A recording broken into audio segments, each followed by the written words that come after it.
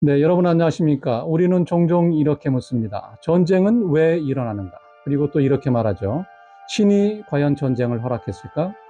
17세기까지 종교와 권력의 이익을 내세웠던 전쟁의 명분은 30년 전쟁 이후 근대 국가 체제로 접어들며 전쟁의 명분에 국가의 이익이 더 강조되기 시작했습니다. 그렇다면 가톨릭 교회가 바라보는 정당한 전쟁은 무엇일까요? 오늘 우리는 유럽 역사에서 가장 피비린내나고 가장 긴 전쟁 가운데 하나였던 30년 전쟁과 함께 교회가 정의한 정당한 전쟁은 무엇인지 살펴보겠습니다. 1618년 유럽 한복판에서 피비린내나는 전쟁이 시작됩니다. 이 전쟁은 단순한 영토 싸움이 아니었습니다. 딱 한마디로 정의하긴 어렵지만 16세기 종교개혁 이후 가톨릭과 개신교 간 갈등이 이어지다 황제의 권위가 약화하며 폭발했다는 게 대체적인 분석입니다. 이 싸움은 무려 30년 동안 계속됐습니다. 전쟁이 끝났을 때 독일 지역에서만 400에서 800만 명이 목숨을 잃었다고 합니다. 당시 적게는 유럽 전체 인구의 5%에서 많게는 10% 가까이 되는데 사람들은 이 전쟁을 30년 전쟁이라고 불렀습니다. 이 끔찍한 전쟁은 1648년 베스트팔렌 조약이라는 평화협정을 통해 마침내 막을 내립니다. 이 조약으로 1555년 아우구스부르크 종교회의에서 인정받지 못했던 칼뱅파 등 신교 개혁파도 공식적으로 인정받게 됩니다. 전쟁 이후 유럽은 완전히 달라졌습니다. 신성로마 제국의 권위는 무너졌고 각 나라가 스스로의 주권을 가지는 근대 국가 체제가 생겨납니다. 그리고 개인이나 왕의 이익보다 국가의 이익을 우선하는 국익 개념도 사실상 처음 등장하게 됩니다. 그런데 이런 전쟁을 교회는 이미 예견이라도 했던 걸까요? 사실 가톨릭 교회는 훨씬 오래전 서로마 제국이 몰락하던 4세기 무렵부터 정당한 전쟁론을 제시해왔습니다. 전쟁은 나쁘지만 정말 불가피한 상황이라면 어떤 전쟁이 옳은가? 이 질문에 대한 답을 찾으려 했던 것이죠. 가톨릭의 공식 교리서 제2309항에는 이 정당한 전쟁의 조건이 자세히 나와 있습니다. 첫째, 공격자가 국가나 국제사회에 가한 피해가 지속적이고 심각해야 한다. 둘째, 이를 막을 다른 방법이 없을 때만 전쟁을 선택할 수 있다. 셋째, 전쟁이 성공할 수 있는 현실적인 가능성이 있어야 한다. 넷째, 전쟁으로 생길 피해가 막으려는 악보다 더 커서는 안 된다. 즉 전쟁이 아무리 불가피해 보여도 그로 인해 더 큰 비극이 만들어진다면 그건 정당한 전쟁이 아니라는 뜻입니다.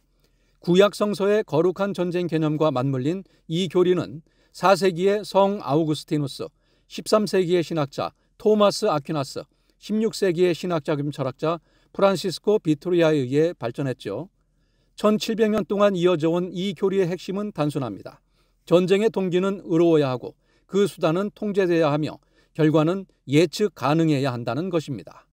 하지만 800만 명이 희생된 30년 전쟁에서 교리는 과연 얼마나 많이 지켜졌을까요?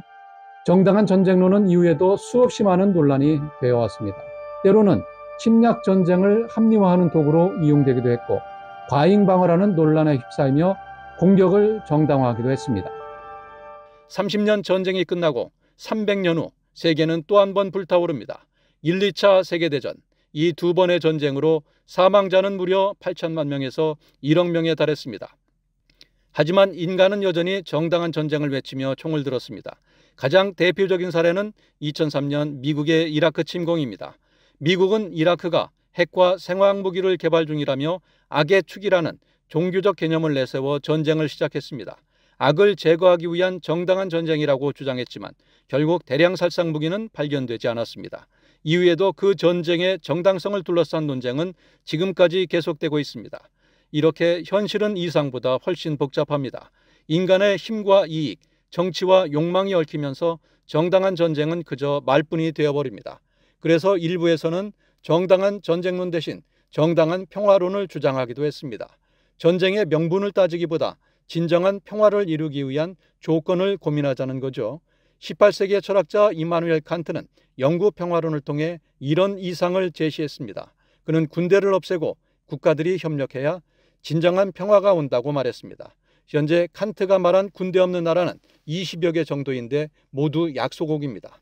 하지만 이 나라들도 경찰이 군대를 대신하거나 강대국이나 주변국의 보호를 받으며 평화를 유지하고 있습니다. 여기에 각 나라는 국방비를 늘리며 영구 평화와는 먼 방향으로 가고 있습니다.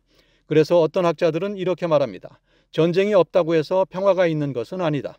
평화는 단순히 싸움이 멈춘 상태가 아니라 정의와 질서, 인간 존중이 함께 존재하는 상태여야 한다는 겁니다. 전쟁이 멈춘 한반도도 마찬가지입니다. 어떤 때는 힘을 통한 평화를 이야기하고 또 어떤 때는 대화와 협력의 평화를 말하죠. 하지만 계속되는 북한의 도발로 이 논리는 보수 진보 진영 간 싸움을 키웠고 국민 간 갈등과 대립은 깊어졌습니다. 정치 권력의 이기심이 작용한 결과입니다. 가톨릭 교회는 이렇게 말합니다. 참된 평화란 모든 이가 보호받고 정의와 질서가 지켜지며 인간 존엄이 실현되는 세상이다. 지금 우리가 보고 있는 전쟁 그리고 불완전한 평화는 결국 인간이 선택한 결과일 뿐입니다. 그리고 그 가장 큰 밑바닥에는 인간과 정치 권력의 이기심이 서려 있습니다. 최근 교황 레오 14세는 세계 지도자들에게 정의가 없이는 평화가 없다고 다시 한번 호소했습니다.